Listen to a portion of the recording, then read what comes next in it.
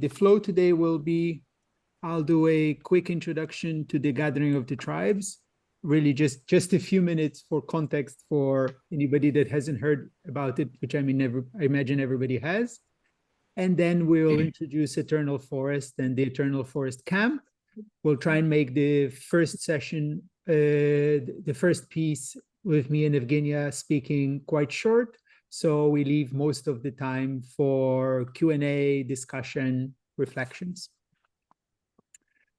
All right, so starting with the Gathering of Tribes, I think you all know about it, which is why you're here. We're organizing a live in-person event, bringing together change makers across as many different fields and silos as we can, bringing everybody together in nature to connect for action. What makes the gathering special is that it's a fully co-created event. It's in nature. And our focus really is to connect for action. Audrey, what have I missed? I mean, you got the pillars, but I feel like the excitement was missing. It's kind of amazing. Yeah, no, I mean, just quickly, the idea of the gathering is really the event only happens once every 2 years. I think that's kind of an important piece of information. So if you don't come to this one, then it's 2026, which feels like a really long time away.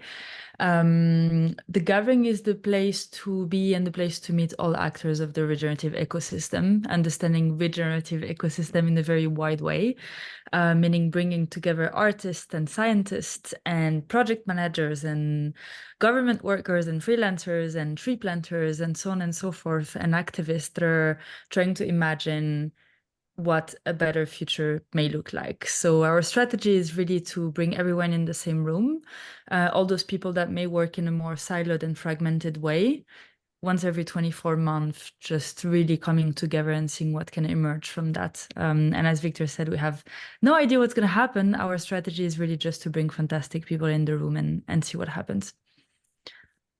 Yes, and we're not bringing them together in the same room. We're bringing them together in the same forest. And yeah, we know what will happen. Amazing magic, connection, great memories will be made, projects will be started. So we know the big picture, what will happen. So, Evgenia, I would love to ask you a few questions as a prompt for you to tell us about Eternal Forest. So maybe we can start with why. Why does Eternal Forest exist? Okay, why does it exist is, I think, can be multiple answers. And maybe I give you a couple of kind of highlights of what is alive now, how I can answer this question. It exists for me from two different perspectives. One perspective is I feel and I see the need for us, once again, being part of nature, knowing that we are part of nature and being stewards of the future lush forests in the world, and being able to weave through art and through culture the intergenerational connection of the stewardship of the forest, so intergenerational connection with the land, with all the different species, with all the different beings of the land. And this is what Eternal Forest for. But of course, also to establish physical spaces and places such as Eternal Forest sanctuaries, to have for those communities that decide to do it, to continue having an evolution of deep relationship with the place, a more intimate relationship with the place throughout years. And so I guess to answer this question is to feel probably this kind of void that we are witnessing in our, that we created ourselves between us and nature, where is really no void, no, it's an illusion, but somehow we managed to put ourselves in this situation. And also to protect biodiversity from the perspective of knowing that they have all of these other beings have the right to exist, and like intrinsic right to be, and that their voice must be heard right now. So creating spaces for them where they can exist and we can exist in harmony with them. And my dream is really to have a situation where communities will kind of consider it an honorable way of being with their forests, and having a forest that is fully sacred and protected is kind of a normal thing. So I have a fly here. It's this being that is quite annoying, but is also part of the whole cycle. Yeah, I don't know. What else have I missed? Maybe not than human. Yeah, a lot exactly. of ideas. Maybe to come and simplify it, what does success look like? Let's say 100 years from now, what does success of eternal forest look like? 100 years from now, I would love to see an existing living, breathing network of forest sanctuaries, communities, artists, organizations that plant trees, support the kind of ecosystem that is mutually supportive, that is spread all over the world, and that is growing, where artists can go and stay with scientists and writers and contribute to the culture in the local communities, and where communities enjoy already quite large forests, because in 100 years time, I think we can see quite a lot of result. And I also hope that at this point we'll shift a bit the goalpost of we are protecting nature to, well, we already have all the legal situation in place that, now we just had the nature protection law in Europe released. So I think a lot of work will be done in the next years, which means that when you have such a law in 2024, that means, okay, now is really the time to use it and to do all the work. So in 100 years time, I hope that our legal system will also be changed, but the communities will really be leading this process. Today, what we are hoping to do for that is really to connect all the dots. So working hand in hand with projects that are already doing regeneration, reforestation, ecosystem restoration, and bring culture and arts in the middle of it. So we can also connect these efforts with those communities who live nearby or live with the land, and create a culture where those forests are thriving and communities are thriving too. I'm just also reading, the chat a bit. So Audrey accused me of not enough excitement. I wonder if from your description there was not enough poetry. Is it not just to get more people to fall in love with forest? Yes, of course, it is. It is, but it's also, it's all the work done for that. Falling in love, being enchanted with forest again. I think that's why we want more artists who are ready to work out there in the forest, and not just in the gallery space. So I can talk for myself. I have shifted completely my whole art work that I do in the arts inside the forest. Every project I do starts in the forest and finishes in the forest, and sometimes happens in the art gallery. And that for me is how I create this link to fall in love. But then everybody has to find their own way. Audrey and Dylan have hands, actually. So Dylan. Goes first.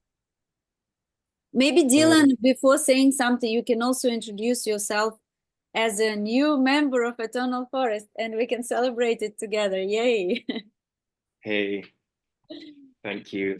Yeah, it's absolute pleasure. I love this project, and it's very exciting. I'm still very new into it, so I'm still kind of learning the rhythms of how it works. But yeah, it's super exciting. I've actually been following Eternal Forest for a few years, so I've known about it, and I know the ethos behind. But yeah, let me introduce myself. I'm Dylan. I'm a writer and a ecosystem regenerator working within communities, and bringing all of this together and these passions is an amazing thing. So the reason that I raised my hand was because we got onto the subject of language, and I think that one of the biggest things for me is really bringing poetry and language as an expression into being a bridge, as a kind of some articulate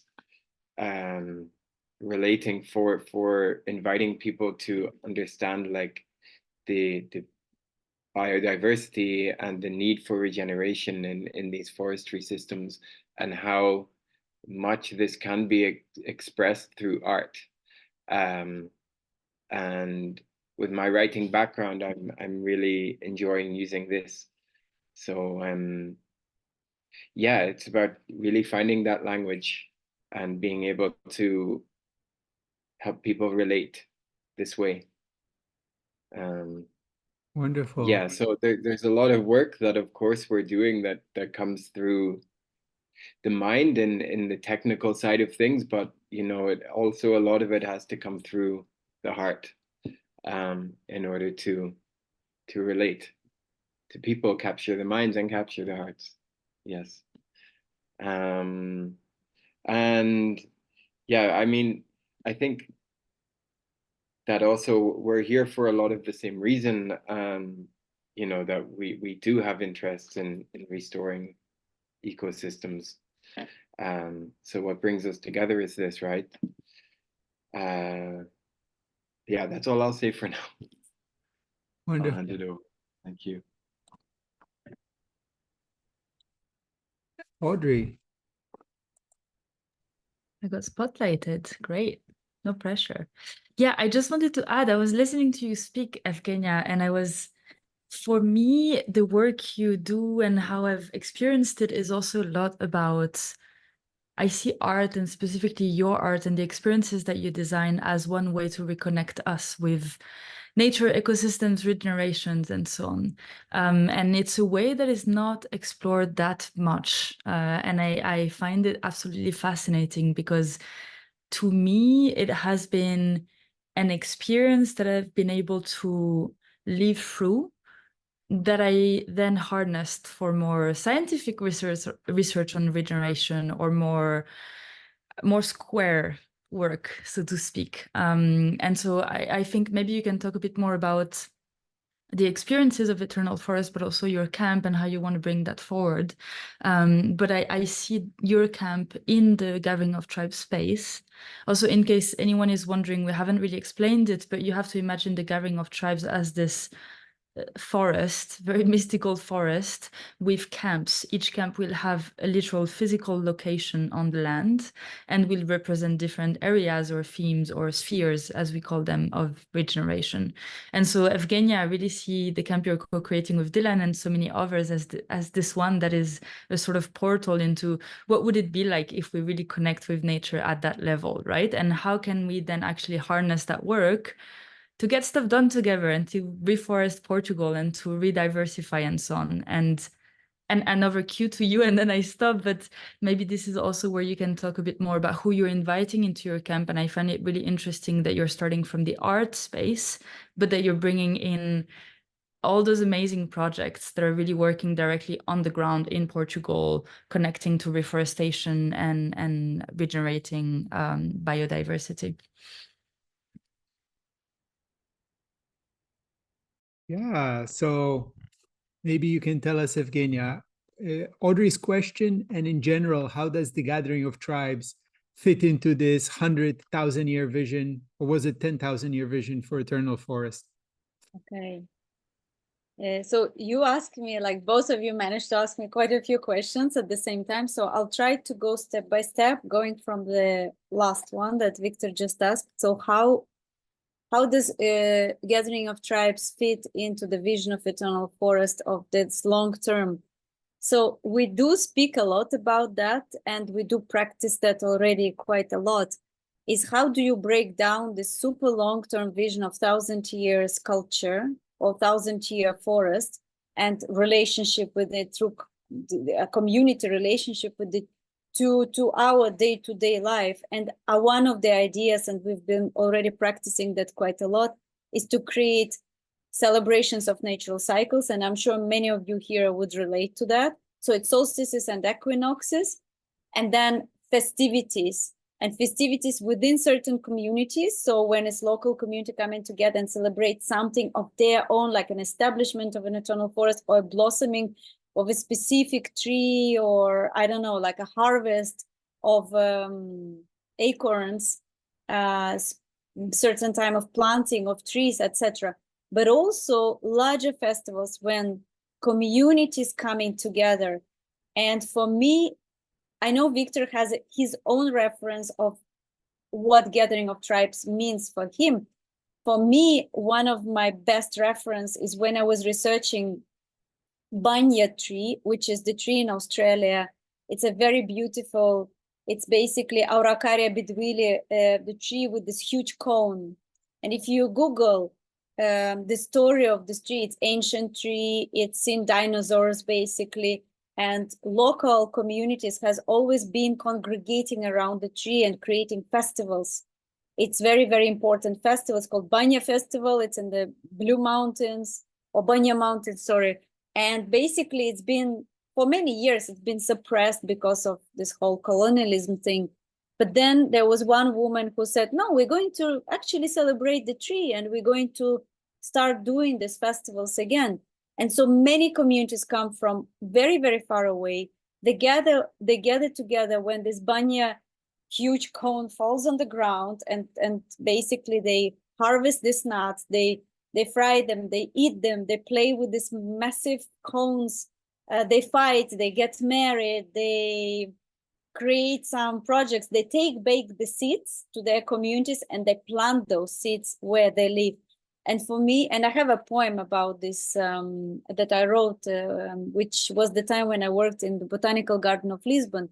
I did a project there. So for me, it's one of these beautiful, inspiring moments to see how something can be created or recreated or remembered, and we can start those cycles of celebrations, celebrating life, celebrating nature, celebrating our relationship with the place, with the forest, with species, and so on. So that is the how I think it can be broken down, and how then through year after year after year, we come together in different constellations and different clusters of communities to again celebrate the development, the evolution, the progress of our life, but also the life of the forest. So about a little bit about the camp, I will just try to describe it, and then just we can do the questions and you can ask what interests you. But the idea this year specifically for the camp is to do three main things. One thing is to focus on several very important aspects that are crucial for us as an organization of Eternal Forest, which is basically the vision, and going from the vision of how we're going to make it happen, how we're going to create one sanctuary, and how we're going to create from 100 and so on. The roadmap, we're going to present it and we're going to jam together on it together with all of you. And then we're going to look at organization. One of the ideas and dreams of Eternal Forest is that it really becomes this super distributed mycelial living, breathing network that has umbrella, that has a kind of foundation that supports it, but then has all these independent sanctuaries around. And in this sense, I really invite all of you to contribute with this critical thinking, ideation, and all possible scenarios. Dylan, I see your hand. I'm just gonna finish his thought, and then I will let you speak. And then, so this is one part, and there will be a few sessions during the 5 days that we are together. The second part is the being part, the experiential part. And this is where I would love some of you to create experiences. I will, of course, also do one. I know that some artists are here and some artists are still interested to participate. They asked me for the video. And here, what we did 2 years ago in the Gathering of Tribes, artists were creating experiential artworks, which means that they're created from the place, with the people, with some of the local materials, and they are regenerative in their essence, in their kind of, in their essence. And they're also supporting kind of the value system and the ideas of eternal forest. And that's the second part. And then, of course, it's the being by the river and sitting by the tree and contemplating and connecting. And if you want to teach something or to share certain practice or experience, that will be time for that. And the third aspect that we're trying to bring in, and this is very much where Eternal Forest is now opening to very specific organizations and partners. So it's not just about Portugal, it's also international organizations. So what we want to do is to invite several types of organizations to be together with us. It's reforestation organizations, regeneration, rewilding, conservation, tree planting, community-based projects, landowners. Basically, if I miss something, it will go into that scope somehow. And we will offer them also specific timing in the schedule where they can somehow present their work, organize a workshop, a conversation. They will have to decide. And we are bringing a few of these primarily from Portugal because it's easier. But also if you hear or if you belong to one of the organizations and you are based abroad, of course, we're very, very happy to talk about that and to co-curate and collaborate on creating those experiences. So I will maybe stop here for now, and I will let Dylan speak if you have something to add. It wasn't that, I think you really covered it. It was just to be quite explicit about that it's not limited to Portugal, and that, you know, there already are links to projects outside of Portugal.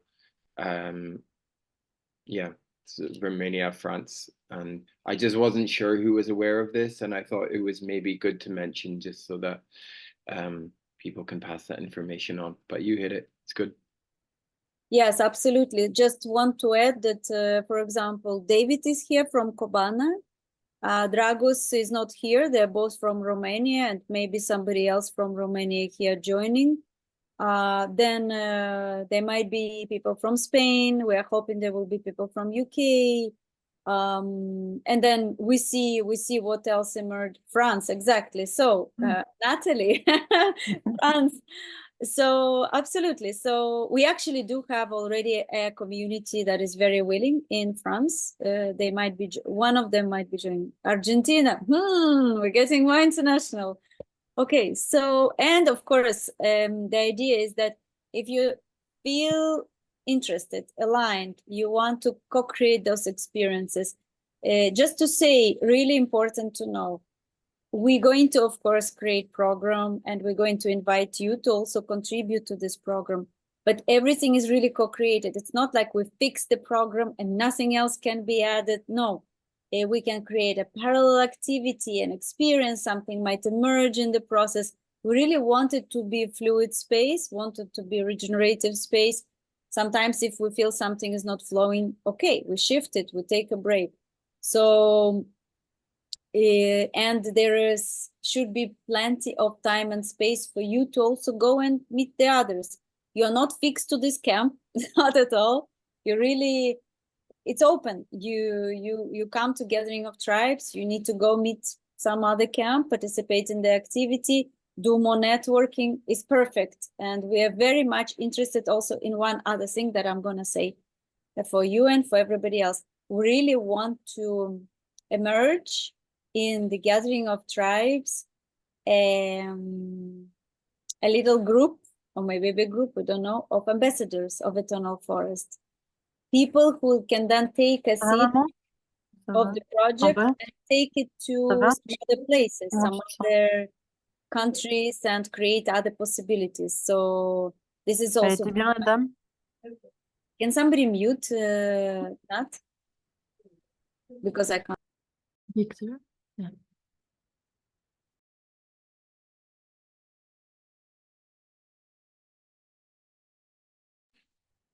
Was there any more question from Victor or Audrey to myself or Dylan, or shall we go in Q&A? I think let's go get to the questions. Who has questions for Kenya, Dylan, Daniela? Hi, everyone. Thank you for this introduction. So I'm new to this space. I would be coming all the way from Western Canada. I'm curious.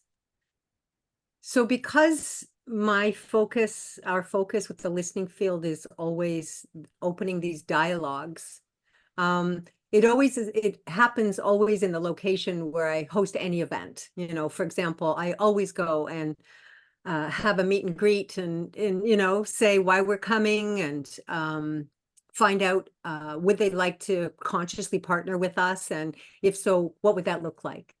And so I'm curious. So we're all in a single forest location. The camps are all built in a single location. So I was just kind of curious what kind of, you know, advanced ceremonies or communication would be happening with the overarching intelligence of the whole space and the different nature elders pre and during and post experience. That's just the framework that I live in and work in. And so I'm just curious, you know, what's already happening or in place in that realm. Mm-hmm. I will let Victor and Audrey answer, and then I'll answer the part of eternal forest. Thank you. This is literally being put on the spot. I like it. Yes, that's a really good question, Daniela. Thank you so much. So, Victor, maybe you can share in the chat the link to all the camps that have committed already, because I think this gives a nice overview of who is coming. But yes, Daniela, you're completely right. So the event is happening in this space that is delimited, right? And I love that you're asking about what's happening before and after, because we've been putting a lot of focus on this, especially with the intention of seeing what culture can emerge. We don't believe that we can build culture, but we do want to see a culture based on collaboration to emerge. So we've been approaching this by trying to sow the seeds of such a culture. Specifically, what has happened is a lot of online meetings following very different formats and very different spaces. This started back in January this year. And the idea is that all the camp catalysts, the camp builders that have already committed to coming into this space have met online at least once, usually multiple times, and different spaces have been created either to just share and be together, either to get stuff done together, to build collaboration, so on and so forth.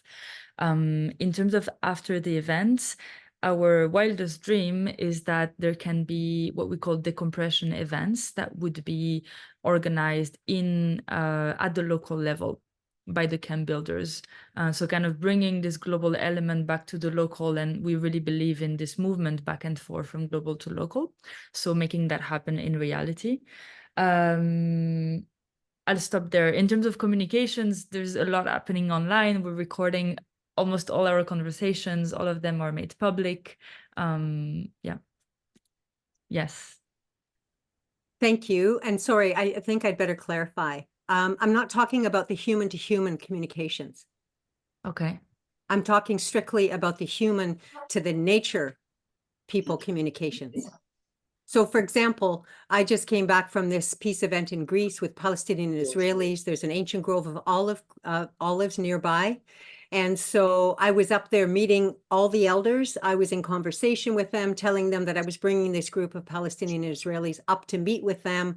Would they like to consciously partner with us? And what would that look like for them? And they answered. So this, I'm talking about telepathic nature communication. And so another example is a community group who holds an annual event on a particular site.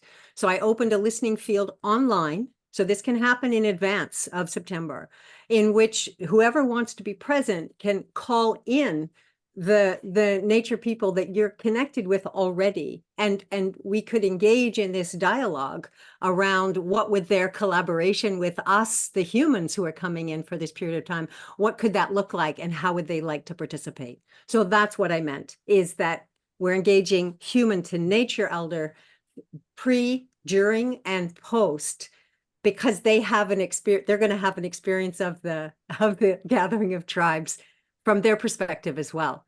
So yes, that's, maybe I wasn't as clear, as that's my focus. When I say No. nature elders, it's the human to nature communication. Thank you. Sorry for being so No. Evgenia, please maybe jump in, and then I'm happy to share a bit more about our process, but this will be more from event production space in terms of how we ground the event into space and into place. But Evgenia, please. I just want to say that, yes, Daniele, I think you have a very, very important point here. And the tunnel forest definitely has this very strong element of, well, arriving to the place and really honoring, whenever we start any kind of work, honoring the beings of the land and who have been there much longer than us. We're just passing by. And also really asking with quite deep intention, like, what are we there to do, and in which way our work might also shift a little bit to be able to help whatever processes they're going through. I am very much myself, I cannot talk for everybody, but I am very much myself coming from the perspective of always going through that process. I think that in Eternal Forest Camp, for sure, the beginning, the during, and the after will be done through specific experiences, and but really opening the space for all of us. Like, I call it opening of the sacred space. So usually it takes place. What I want to add to that is, of course, the contributions of people who will be part of the Eternal Forest. I actually expect that there will be, I'm already speaking to quite a few people who are very much working in that direction. So in their own ways, they will be bringing those experiences in. And just to say that I think Victor and Audrey did mention that, but the Gathering of Tribes in general will have an opening and closing ceremony. I'm not part of the organizing this year, the opening and closing ceremony, but it's actually, I think, a very good question to maybe ask them, the people who are doing that, and to kind of propose that somehow this is also accommodated and it's part of the opening and closing ceremony, and ask them what is the process that they will be doing. So that would be my answer to that. Yeah. Dylan. Yeah, thank you for bringing this, Daniela. Really nice. I think that maybe we can create the space online within like the next months to decide how we would like to ask these spirits to come in, and then kind of go and do it on our own in the land, in our own land, just to connect to a mycelial web that can really distribute and disseminate this information to the tree beings, and yes, to the plants and the animals, and yeah, to let that ripple out.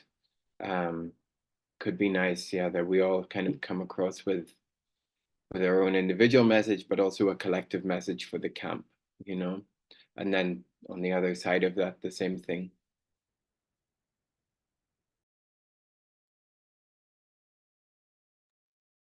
Yes, that certainly would be an aspect. So I think that my question has been answered. So the listening field itself is a process that has been proven over the last 5 years as a way for groups of humans and groups of nature elders to do this kind of listening and communicating. So it happens heart to heart from each individual with at least one, nature elder that's in the forest. And then, of course, we share these collective messages. So I guess what I'm saying is that I'm proposing that this is what the listening field offers, where it goes, is the fact that literally online, a group of people, whether it's the organizers or the opening and closing ceremony team, whoever wants to be at the table, that a listening field could be opened to speak to the overarching not only spirits of the land, but individual trees or a river or whatever that's on the land, and can literally ask any questions we choose and receive responses. And so that we can literally co-create with the voice and the wisdom of the land at every stage. Wonderful. And Sounds in good. whatever way people choose. So I'm literally saying this technology is available, and it's the telepathic realm, and It's beautiful. it's accessible. Yeah. Thank you so much, Daniela. And this is, I think, a perfect example of what the Gathering of Tribes is all about. It's co-created. So you are very welcome to join Eternal Forest Camp or another camp, and through the camp, bring this techniques, technologies, this wisdom into the gathering. And this is, for me, the key thing about the gathering. There's no limited group of people that can have all of the ideas or that can even sense of what is needed. So we need all of you to come, join, and together sense, bring your gifts, and co-create this event. Thank you so much. Other questions? Does somebody else have thoughts? Daisy. So, hi, I'm a friend of Dylan, and Dylan introduced me to this. And as I was feeling them, like the whole Eternal Forest page, it just evoked a lot of, the feeling of relief when you see someone loving something that is really important to you and that you care a lot about. And I have two things I would like to share. I got so inspired last week, and I have some really cool art ideas with collaborations that I would love to bring. It includes tree nets and a performance. But beyond the fun and beautiful part, I wonder what are the needs right now of Eternal Forest for the camp? Because making art is amazing and fun, but on the hands-in work, what are the needs of the camp right now? And how can I help beyond the art part? Yeah, it's a really good question, and thanks for actually asking this question. I didn't expect it comes from the artists. Artists are just like, I just want to do this installation, which is amazing. I'm a burner too. Yeah, exactly. Well, the needs of the camp. I mean, we generally decided that we will have quite a basic infrastructure just to really keep the tickets accessible and to receive as many people as we can, especially from the Portuguese ecosystem, but not only. However, we do have, of course, the structure that we need to put up and some things that we need to arrange to make it beautiful and comfortable. So yes, we need to promote the camp. We need to send the word to people, and especially to people that you want to spend 5 days together in a beautiful forest and in circles, in sessions, in experiences. So we have invitation. We have a website published, which I think you all have. I can put the link here. So really encourage people to see if they're interested and to get a ticket so that we can basically get, nice number of us being in the camp and start co-creating the program. I think that's the main need. What else am I missing, Dylan? Share promotion. In terms of physical needs, yeah, we don't have so many. What are we looking for? Carpets. This is one thing that we wanted people to bring in order to sit. But this is more for, I guess, like local Portuguese people who would be coming with a van. Otherwise, really like have a think about what you would like to bring to the camp. This goes to everyone. And you know, if the answer doesn't come to you in the next weeks, don't sweat, you know. It might even just come to you at some point through the camp, through the time of gathering of tribes. It might be that you're just attending, being there, and that's absolutely perfect as well. I'm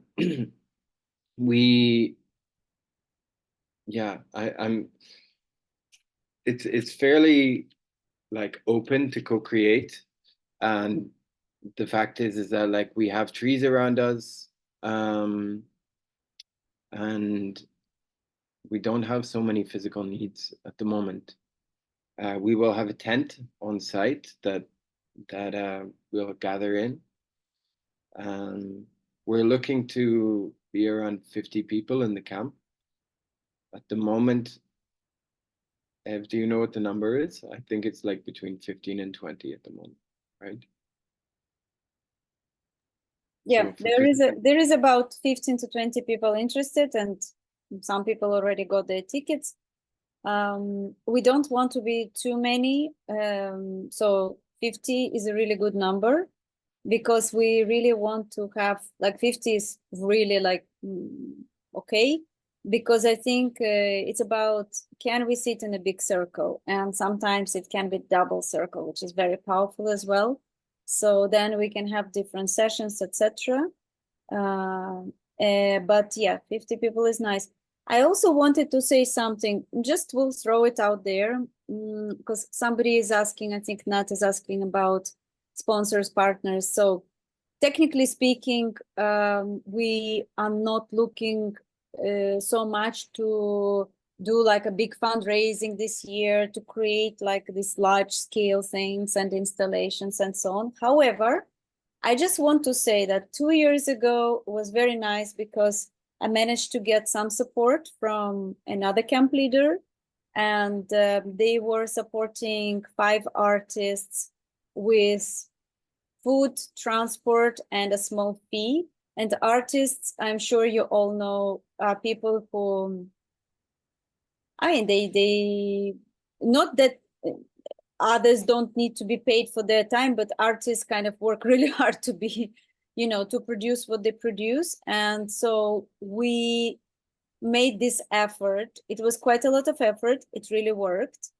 I do feel if somebody is willing to say, we're going to bring one organization and they're going to put behind some budget, then we could create some bursaries for certain contributions for those who need. And we can invite a few artists purposefully create this invitation with a little bit of bursary to say, look, you have a little bit of money to play with. That is up to us. I'm personally not doing it this year because I'm also delivering quite a big project in New York this year, so I just can't physically do everything. But if somebody says, I have contacts and I would like to do it because I feel there is a need, I would say yes. There is a question about massive tree nets. It would add more dimensionality in I the noticed space. Audrey has had her hand up for a Oh, while. sorry. Go on. And then we go. Daisy maybe can say the question.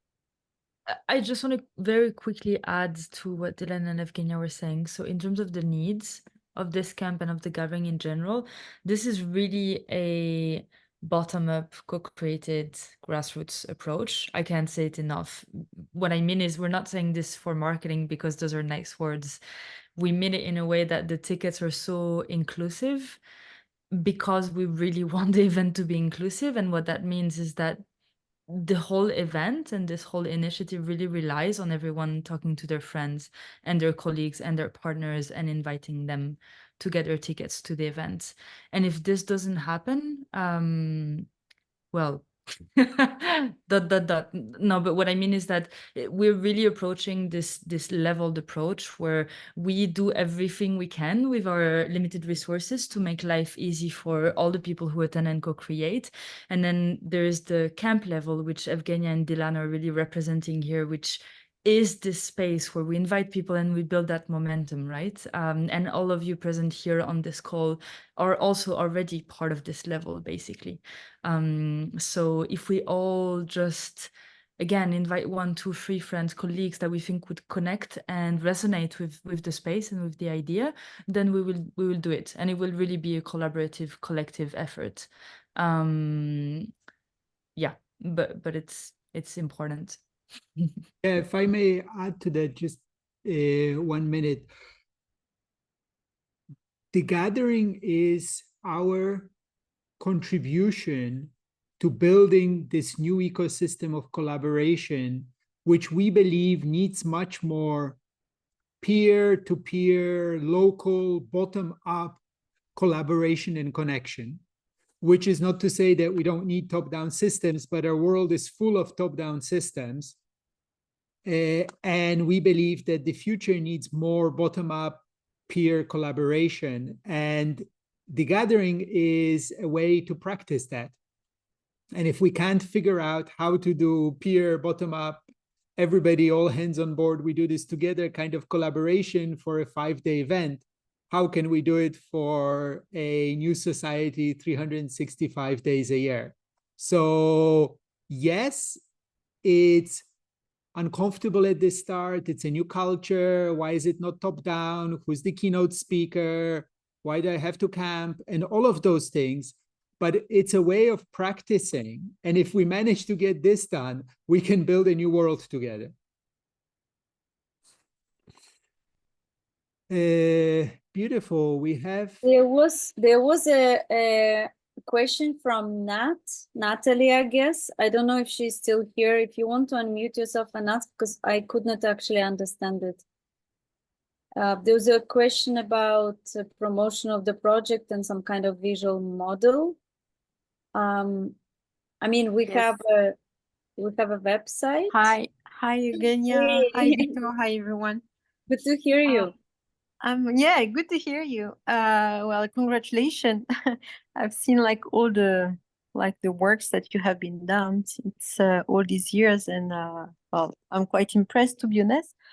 Yeah, I was just wondering whether you do have some kind of material, like a small teaser, or if you are thinking that it would be quite interesting to develop a small film modeling in order to put in visual what you're trying to explain.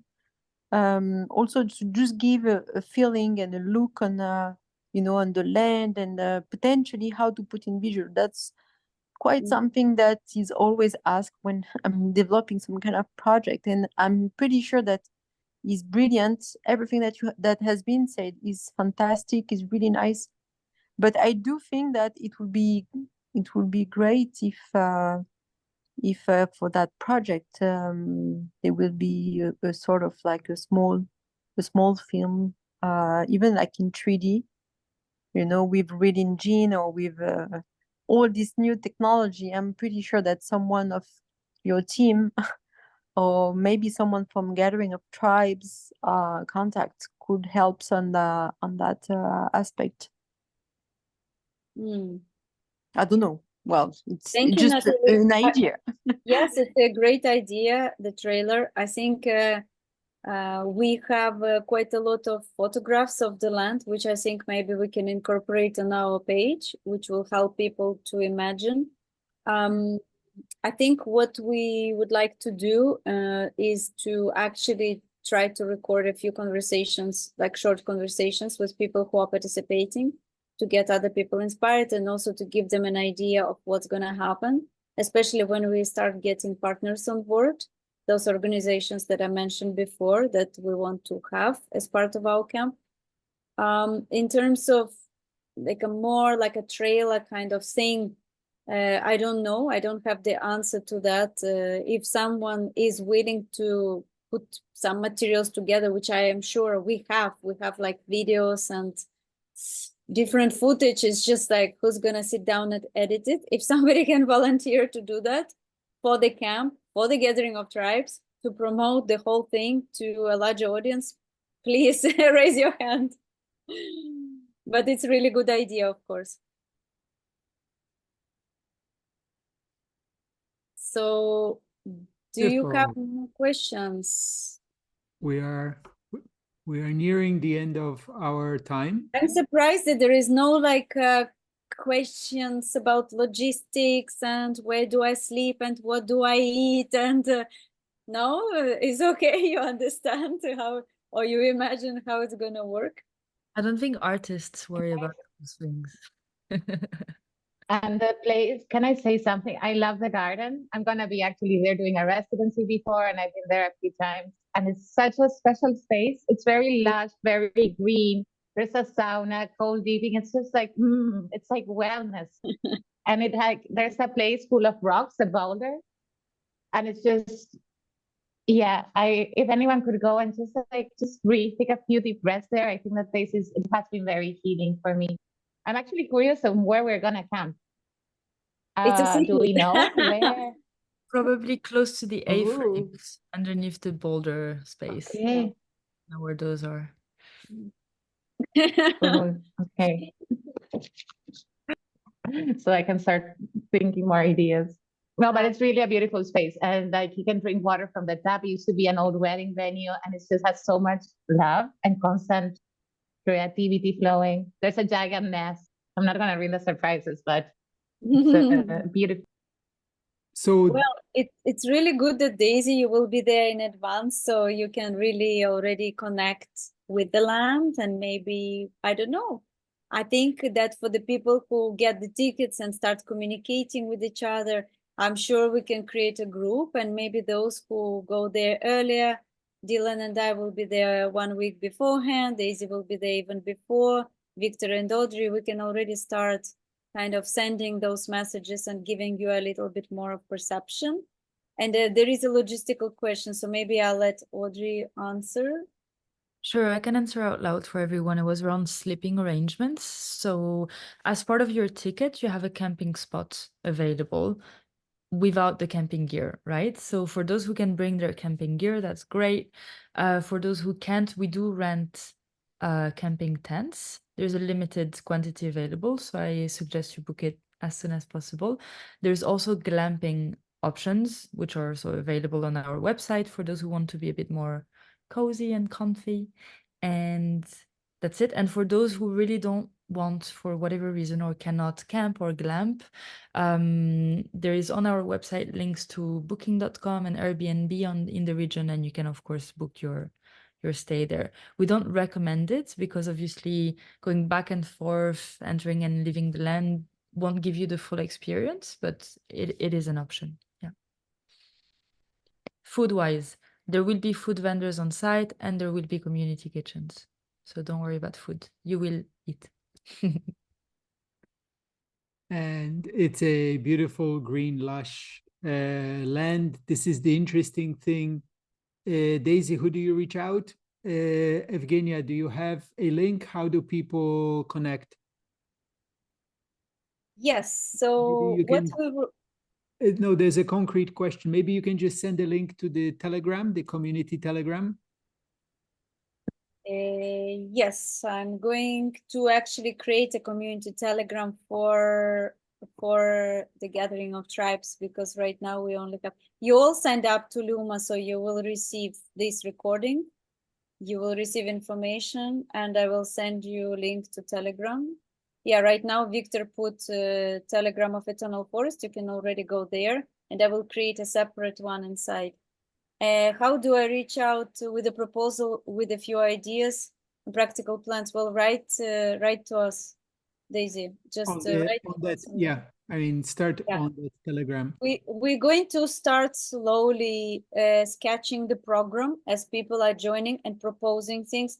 So Daisy, Daniela, others, if you have something specific you want to do and you need specific time and you have an idea, and you just start sending us messages, and we will create like a way to think about it and to discuss it. I mean, we all And have editing quite it limited. before price goes up. So I think we are running out of time. Yes. Any last burning must be answered now question? If not, let's continue the conversation asynchronously in the Eternal Forest Telegram. And also, yes, definitely celebrate your birthday. Ah, This is I it. even know when is your birthday, Nat. It's the a- same birthday as Victor. It's an unofficial secret. The gathering is actually one big Virgo birthday party. It's my birthday. It's Audrey's birthday. We don't believe in astrology, but we know Virgos are better. So come.